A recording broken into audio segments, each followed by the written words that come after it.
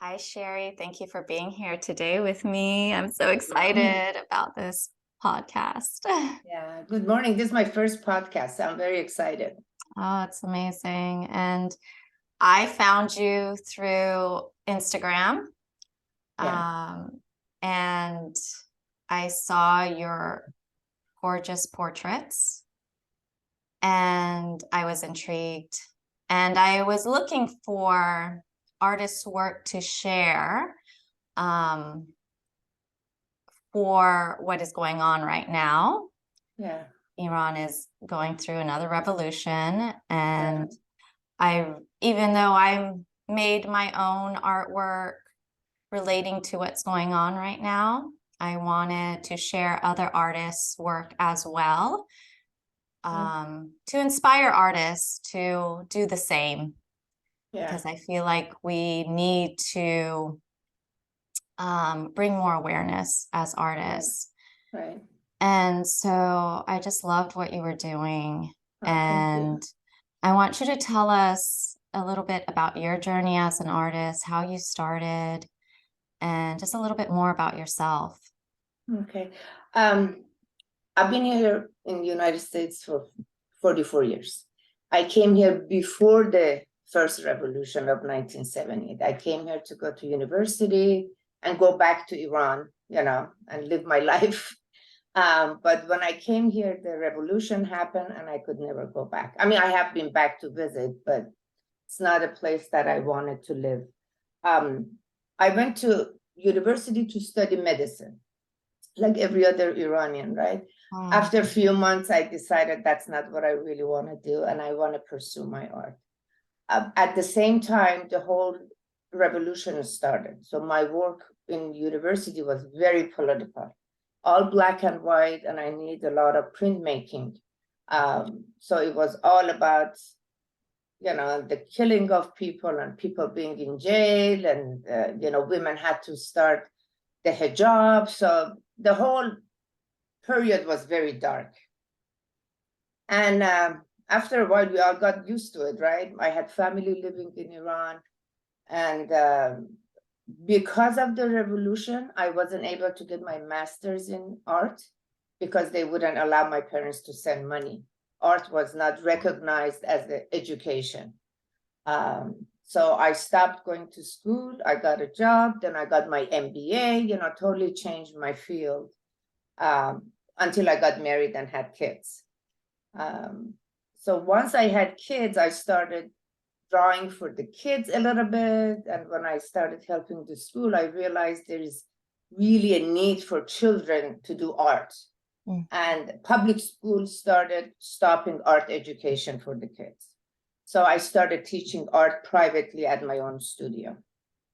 And I was teaching for 27 years until 6 months ago. Wow. But in 2005, alongside teaching, I started painting. Even though I haven't painted before in college, my major was all printmaking. I started painting, and because of what women were going through and the mandatory hijab, and they couldn't be out with men, they couldn't be seen out with the boyfriend, all the stuff that women were going through, my main focus of my paintings were women, to bring their inner beauty out, to show the freedom that they can have. And they were robbed. A lot of women were robbed from all that freedom. And then I was painting a lot of dancers because of the connection of male and female. My paintings and my women, and they never had faces, so I never did faces. I never wanted to talk about one person. And I meant to show that the beauty of women is not in what they look like. I've seen those paintings and I wondered why you did not have faces. I knew there was some significance. So thank you for sharing. Yeah, because and then you get tired of looking at a face. And a lot of people that when they were buying it, they say, "Oh, I think it's me," it's on the wall. So everybody could relate to it. Some people thought I can't do faces. And I was told, oh, you can't do faces. So, it's hard to explain what I felt because it probably didn't mean a lot to a lot of people. But once I started putting a little bit of faces on some of my painting, people said, no, go back. We don't want to see faces. So you can't please everybody. So since 2005, I was just painting. I didn't draw until, recently that I went back to drawing again. Yeah, so we were just talking about that you're Iranian like myself and came to the United States during the 1979 revolution, and another revolution is going on. How has that inspired your current body of work? I know for me, I was to when Masa Amini passed away, I created her portrait, and that just sparked something in me. And I'm guessing the same happened to you. What's your story? Revolution and uprising normally motivate artists in many unexpected ways, right? And I never did portraits. And I did the same thing as Mahsa Amini's, when she died, I decided to do her portrait. And that's how it started. And there was a lot of good response on social media on my drawing. So I started drawing more. And some of the paintings that I had, like the one I have behind me, I started adding scarves, burning scarves to all of them on the prints, and posted those. So it got a lot of I got a lot of positive energy from doing it. So I started drawing more and more of these young women, courageous women, that they put their lives on the line for the freedom of others. And I kind of got into, I wanted to do more, and I wanted to do more. And I can't catch up with them. Yeah. There's so many of them, I can't catch up with them. So that's part of the reason I started, drawing. And you feel helpless, you feel helpless, you want to do something, you can't do anything. And I thought, as an artist, it's my responsibility to show the world what's going on, because there is not much of a news coverage. So I thought it's my responsibility, and I started the drawings. What do you think of, because I've gotten comments that women choose to wear the scarves, it's their choice, and that burning them is disrespectful or it creates Islamophobia. What is your take on that? Some people choose to wear scarves, of course, and we have to respect that. Yeah. At the same time, we have to respect the people who don't want to wear cover. And who are I am a Muslim. religion. Yeah, I am a Muslim, but I don't think Islam was about killing people. No. Innocent people, young innocent people. So which part of the Islam part of it is correct? If there are women who want to cover up, so be it. I don't think women of Iran have anything against that. But this whole revolution wasn't only about hijab. Yes. And that's what I keep explaining to people. Yes, it's a lot more than just the hijab, but that's how it all started. Mm-hmm. I was back in Iran 30 years ago with my son, and I was wearing my scarf, but the scarf was here, right? Yes. And I was you're showing it was over your this part of my hair was showing, as if you have a headband, just front of my head. And we were walking, and there was a woman who hit me in the head. Oh. Yes, to pull your scarf front. I never forget that. Wow. And I was just a woman with my child walking on the street. Everything was covered. I had the long coat and everything. So it wasn't only about covering your hair. They took all the women's freedom away from them. Yeah. Even though we have more educated women in that country than men. Oh, yes. And it's a country filled with poets and Oh yeah. artists and singers and doctors, lawyers, engineers, like brilliant, brilliant people. And more of our brilliant people are in jail right now. Yes, yes. And that's where the sadness and irony is Yeah, they're the ones who are supposed to be out there and influencing the country and bringing more richness to it. And they're yeah, just being um, quieted, like just shut up, don't talk and put in yeah. jail. Which is very unfortunate. Very Yeah. unfortunate. Yeah. So my heart always breaks looking at the portraits you create with the young Iranian souls that have been taken away too soon. You capture their essence and spirit so well. Like I look at them and I just see so much in their eyes. How do you feel when creating these pieces? I mean, I could only imagine. Like I wish I could do more of those portraits, but I am so sensitive. I'm not sure how many I could get through. So I applaud you for Thank you. being It's a really emotional process. You have to look at these photos and their faces for so long before you can capture it and put it on the paper. Um, I've been very depressed actually since I've been doing all these pictures, and it takes hours, as you know, to do portraits. But sometimes I sit and start doing them just continuously for hours. Um, the only thing that I'm trying to do after I finish them is try to contact the families. I've been successful through social media, finding some of the families and sending the portraits, and the response that I get, it's been making it worthwhile even doing it. It is hard to draw these eyes that they would never open. I have young children of my own, and I mean, when I say young, they're in their 30s, but I can't even imagine what these mothers are going through. And the whole time that I'm drawing, I think about not only the person who's gone, the people who are left. It is a very emotional process when I draw them. Very emotional. Yeah. Yeah, and I think it's amazing how you've connected with the family Yeah, and you the had the courage interesting to do is that. they are thanking me for doing it. They're grateful.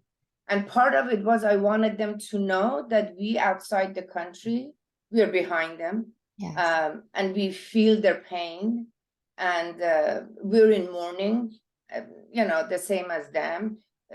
And they're thankful. They're thankful. And I was able, like through one of them, I tried to send the images through WhatsApp so they can keep the images. I mean, I don't know, it might be nothing, but it's giving me a peace of mind. And the messages I get from Iran, from the families, from the friends, and they tell me about these people and what they were and how such a beautiful soul they were, and we can't see them again. I mean, it's just so very emotional.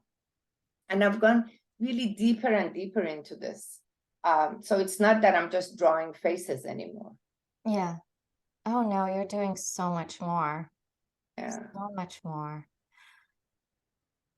How can other artists or people in general spread more awareness with what is going on in Iran? I believe because media has been quiet about this whole thing. If it wasn't for social media, there was no awareness. Yeah. And I think part of, as artists, it's our social responsibility to bring this awareness to people. And it's been quite a few beautiful artworks happening, and everybody does it in their own way. If it's the portrait, if it's pop art, it's a video, anything it is, because it draws more attention than writing. Not everybody reads, right? Yeah. Especially on social media. You have a very short span of time to capture the audience. So people read one line or two line and it's over. But when you post somebody's picture or a drawing, and on top of it, put a writing that draws attention. Yes. And I know through my own friends and all the Iranians are connected somehow with a big group of Americans. We've all lived here long enough. So it brings a lot of awareness, because people really don't know what's going on. No, and I have a friend who's an artist and she's American, and she said, Sheryl, I wouldn't know about what's going on there if it wasn't for you. No, they wouldn't. They Yeah. wouldn't. And all the And- work. Yeah, that and then I have friends that they start, I mean, they're American. I mean, I've known them for years, but they start reposting the drawings, and then they got to a point that they start reposting the news. You know, it's going around. It's definitely has made a difference. It definitely Yeah. has made a difference in Iran. We can't do enough. The executions are still happening, but some people were released, and the whole, you know, the United States, the Europe, there is more awareness right now, and they can't keep it quiet anymore. People Yeah. are not letting them keep it quiet anymore. Can't hide it. They can't keep it quiet. No. No.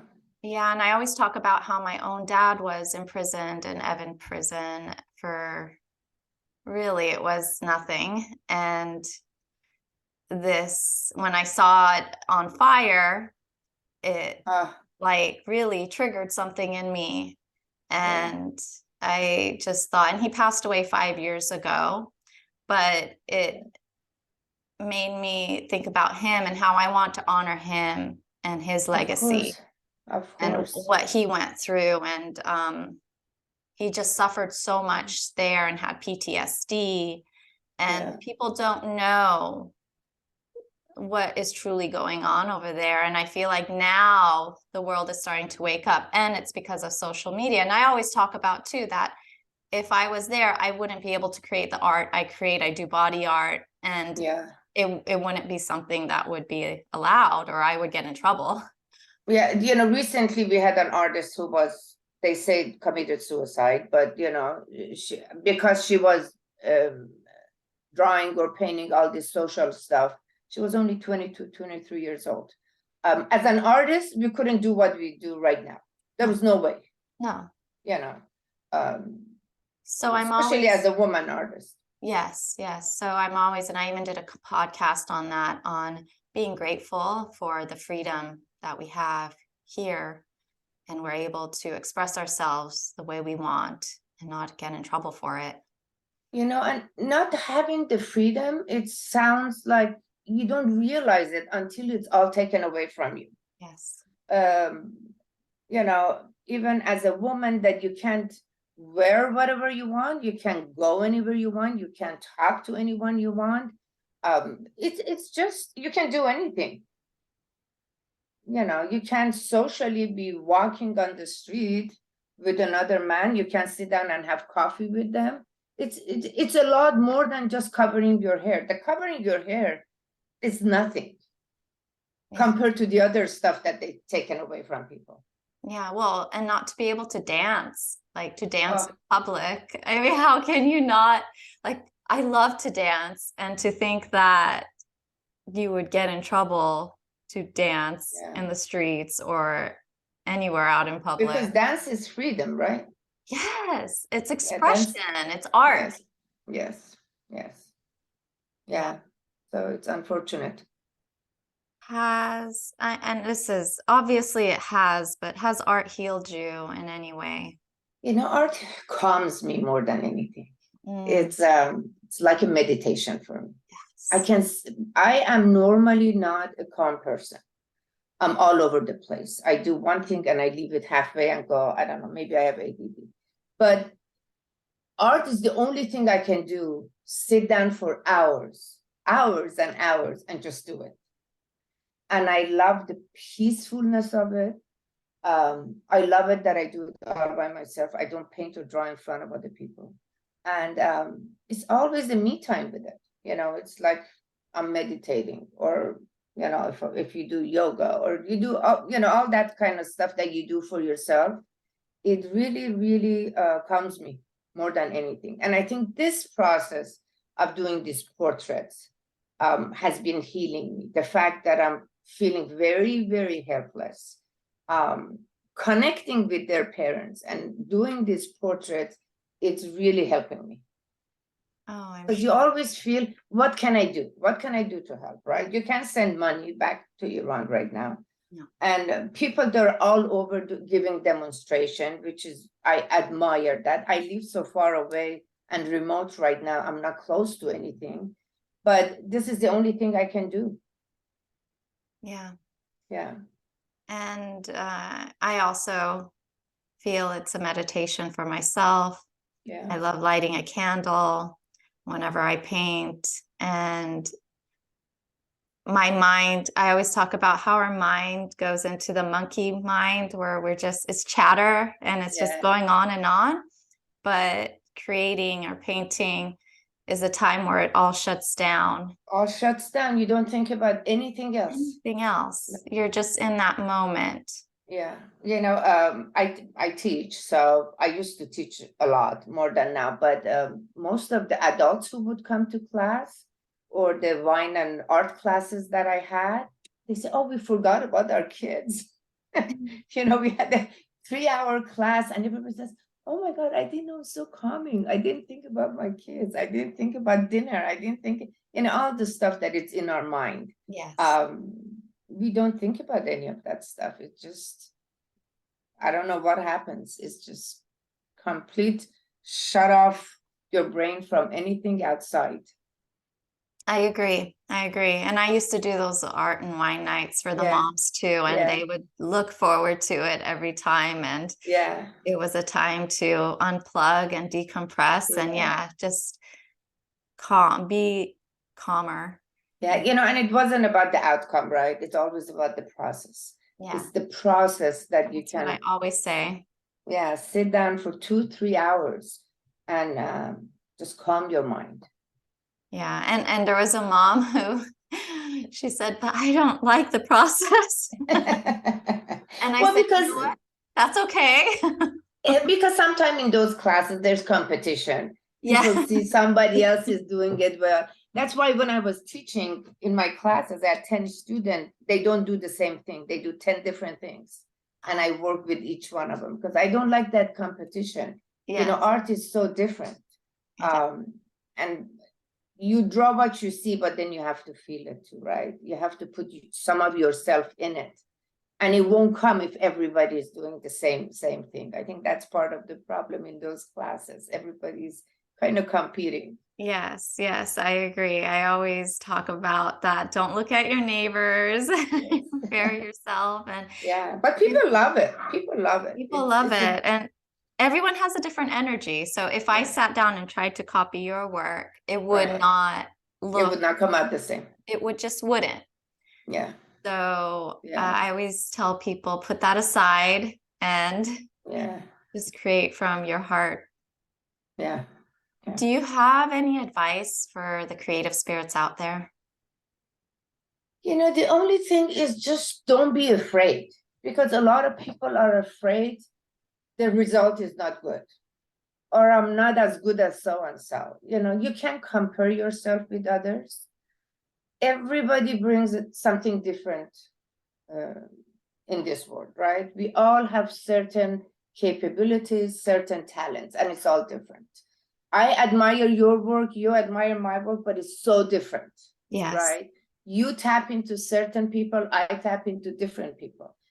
Some people look at your work and they think, oh, I could do this, or my kids could do this, or some people, could love it. So it's very subjective. Yes. Just because so-and-so does abstract, it doesn't mean I have to do abstract. You have to really stick to who you are.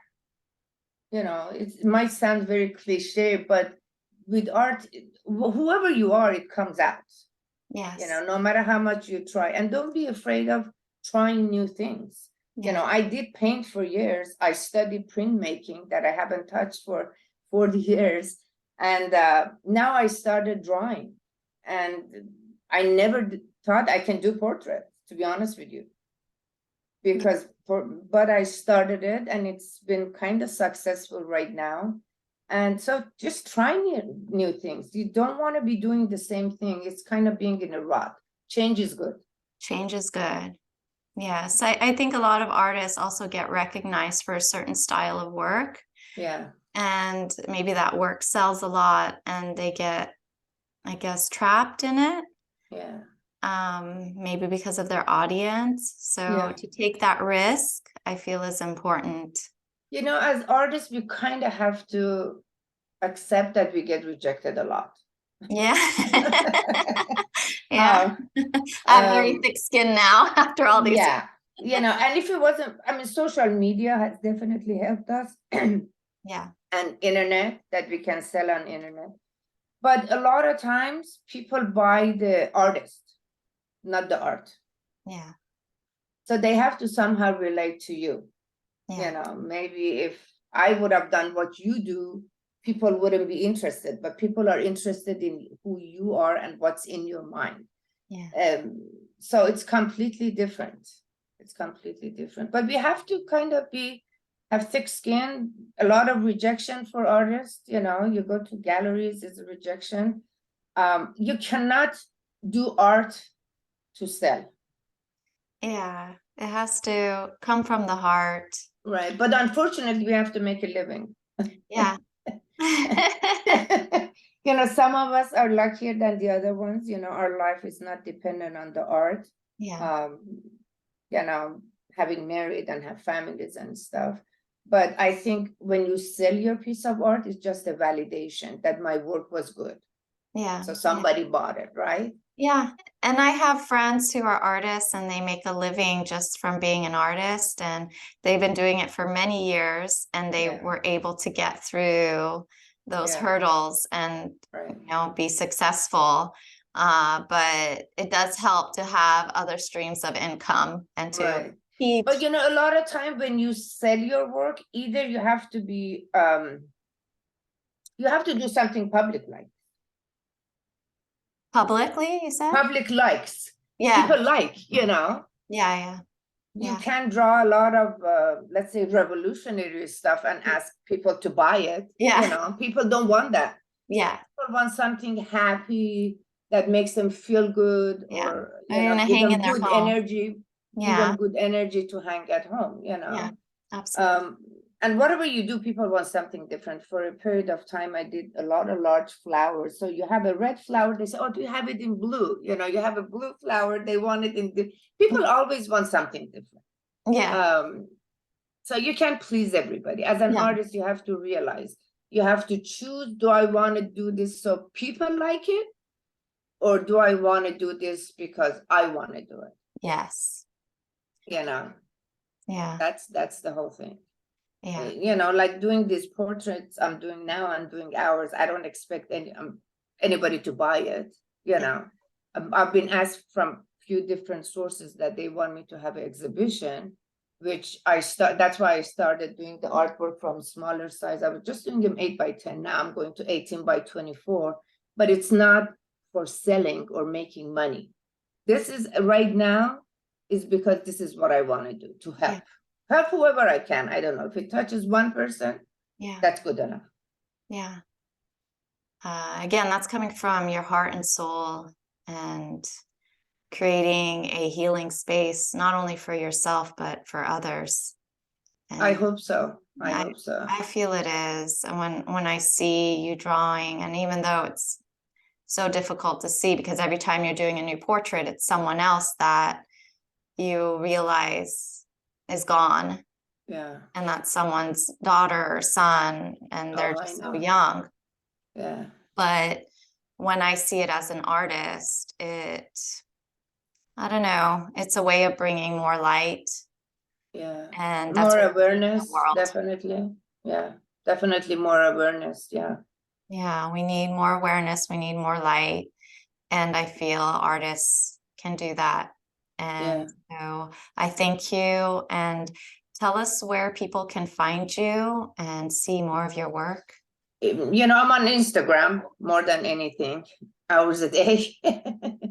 And I do sell my stuff on Etsy. I have a shop on Etsy. And I do have a website that is in process. I have an old website right now, Sheri's Art Studio, but you can find me anywhere at Sheri Chakamian Art. on Instagram and on Facebook and on Etsy. And I'll put that information in the show notes too. Okay, thank This you. is all published. Yeah, And thank you. yeah, thank you for being here with me and having this difficult conversation, but I feel it's so important and more people need to know about this and especially see what power art has and what Yeah. impact we can have as artists. Yeah, thank you so much. I really appreciate it. Thank you.